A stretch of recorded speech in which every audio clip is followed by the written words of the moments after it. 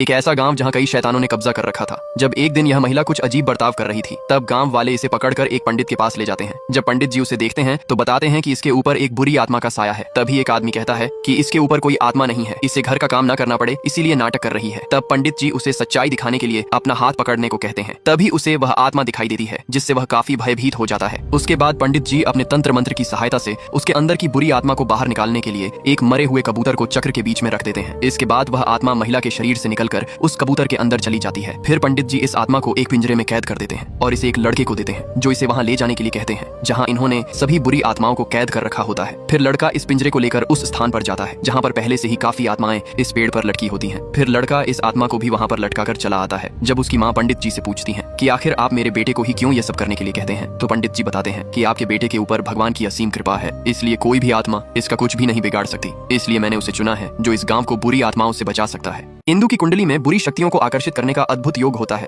जिसकी वजह से इंदु के प्राणों को हर वक्त खतरा रहता है। इसलिए इंदु के पिता एक पंडित से इसके उपाय के बारे में पूछते हैं। तब पंडित जी उन्हें बताते हैं कि जब तक खतरा टल न जाए तब तक उसे इसी गांव में रहना होगा। उसके बाद पंडित जी इंदु को सरभा के घर पर रहने के लिए कहते हैं, क्योंकि सरभा ही वह लड़का है जिस पर नरसिंह भगवान की असीम कृपा होती है, जिससे उसके पास कोई भी बुरी शक्तियां नहीं आ सकती। इसलिए पंडित जी सरभा को एक ताबीज इंदु के हाथों में बांधने के लिए देते हैं, जिससे कोई भी आत्मा इसके पास न आ सके। सरभा के घर रहते रहते इंदु को उससे प्यार हो जाता है। जब एक दिन इंदु सरभा को प्रपोज करने के लिए ढूंढ रही थी, तभी एक बुरी आत्मा उसे देख लेती है और उसे अपने वश में करने के लिए जाती है। लेकिन ताबीज के रहते हुए वह आत्मा इंदु के पास नहीं जा पाती। इसलिए वह वापस आकर शैतानों के राजा को बताती है कि कोई दिव्य शक्ति है उसके पास जो उसकी रक्षा कर रही है। तब शैतान कहता है, उसे लाने के लिए मुझे जो भी करना पड़ेगा वह मैं करूंगा, क्योंकि उसकी बलि चढ़ाने के बाद ही मुझे पूरी शक्तियां मिल सकती हैं। इसीलिए वह अपना भेष बदलकर उस गांव में जाता है। यहाँ पर इंदु सरभा को ढूंढ रही थी कि तभी एक महिला की उससे टक्कर होने की वजह से उसका ताबीज नीचे गिर जाता है। तभी सामने सरभा उसे दिखता है। वह जैसे ही उसे बुलाने के लिए आवाज लगाती है, तभी शैतान पीछे से उसे पकड़कर अपने साथ ले जाता है।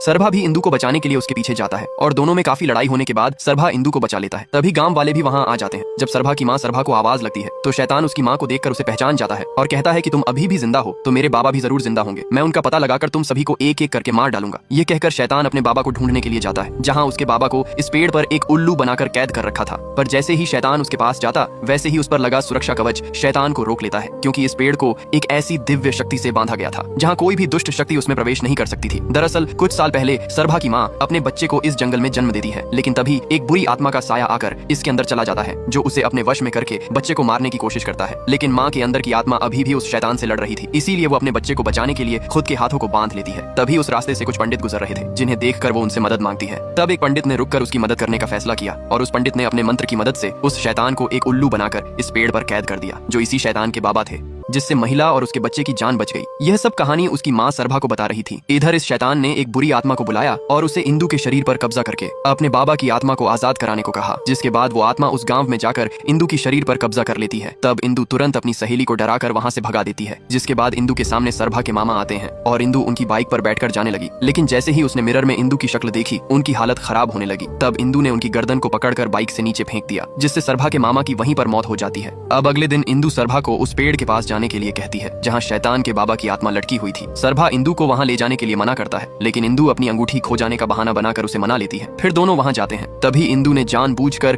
कांटा चुभने का नाटक किया और सरभा को गोद में उठाकर ले जाने को कहा, क्योंकि कोई भी दुष्ट शक्ति उस पेड़ के पास खुद ही नहीं जा सकती थी। इसलिए उस दिव्य कवच को पार करने के लिए उसे किसी न किसी इंसान का सहारा लेना पड़ा। आत्मा ने जैसे ही अंदर प्रवेश किया, वह तुरंत शैतान के बाबा की आत्मा को ढूंढने लगती है। सरभा इंदु को लेकर उस पेड़ के पास जाता है जहाँ पर सभी आत्माओं को कैद कर रखा था। इंदु वहाँ पहुँचने के बाद शैतान के बाबा की आत्मा को ढूंढने लगती है, लेकिन उसे वह नजर नहीं आते, इसलिए वह सभी आत्माओं को एक एक करके आजाद करने लगती है। तभी उसे सामने उनकी आत्मा दिखाई देती है, जो एक उल्लू थे। इंदु जैसे ही उन्हें आजाद करने के लिए आगे बढ़ती है कि तभी पीछे से पंडित जी आकर उसे रोक लेते हैं और सरभा को बताते हैं कि यह इंदु नहीं, इसके अंदर छुपी एक बुरी आत्मा है जिसने तुम्हारे मामा को मार डाला है। अगर इसने सालों से कैद इस आत्मा को आजाद कर दिया तो यह अपने शरीर में प्रवेश करके सभी को मार डालेगा। ये कहकर पंडित जी उस आत्मा के पिंजरे को कपड़े से ढककर अपने मंत्रों का उच्चारण करके उसे भस्म कर देते हैं। तभी इंदु वहाँ से गायब हो जाती है और सरभा के घर जाने लगती है। वह जैसे ही अंदर प्रवेश करने जाती है कि तभी वहाँ पर लगा सुरक्षा कवच उसे रोक देता है, इसलिए वह अंदर प्रवेश नहीं कर पाती और बाहर से ही सरभा की माँ को आवाज लगाती है। जब सरभा की माँ बाहर आती है तो वह आत्मा उन्हें अपनी शक्तियों से बाहर की तरफ खींच लेती है। ये सब देखकर गांव का एक आदमी उन्हें बचाने के लिए जाता है, लेकिन यह आत्मा उन्हें उठाकर दूर फेंक देती है और सरभा की माँ को अपने साथ ले जाती है। जब यह बात सरभा को पता चलती है तो वह अपनी माँ को बचाने के लिए जाता है, लेकिन पंडित जी उसे रोक लेते हैं और कहते हैं, यह सब काम शैतानों ने तुम्हें भटकाने के लिए किया है। अगर तुम पूर्णिमा से पहले आकाश गंगा को ले आते हो तो हम उस स्थान पर भगवान का मंदिर बना सकते सकते हैं। उसके बाद बुरी शक्तियां हमारा कुछ भी नहीं बिगाड़ पाएंगी और हम तुम्हारी माँ और इंदु को भी बचा लेंगे। उसके बाद सरभा आकाश गंगा को लाने के लिए निकल पड़ता है। सरभा कई पहाड़ों और बर्फीली रास्तों को पार करने के बाद काफी थक कर नीचे गिर जाता है। तभी स्वयं भोलेनाथ जी नंदी के रूप में आकर उसे रास्ता दिखाते हैं और सरभा उनके पैरों के निशान को देखते हुए आगे बढ़ता है। तभी सामने उसे आकाश गंगा शिवलिंग से गिरते हुए दिखाई देती है। वह उन्हें अपने पात्र में ले लेता है। इधर पंडित जी गांव वालों और काफी पंडितों के साथ मिलकर नरसिंह भगवान की मूर्ति की स्थापना की तैयारी करते हैं। वह जैसे ही यज्ञ को शुरू करते हैं कि तभी काफी आत्माएं वहां पर उनकी पूजा को भंग करने के लिए आती हैं। लेकिन तब तक सरभा वापस आ जाता है और उन्हें अपने पैरों से ही दूर भगा देता है। तभी सरभा देखता है कि उसकी माँ दौड़ती हुई आ रही है, जिनके पीछे कई शैतान पड़े थे। सरभा उन सभी को मारकर अपनी माँ को बचा लेता है।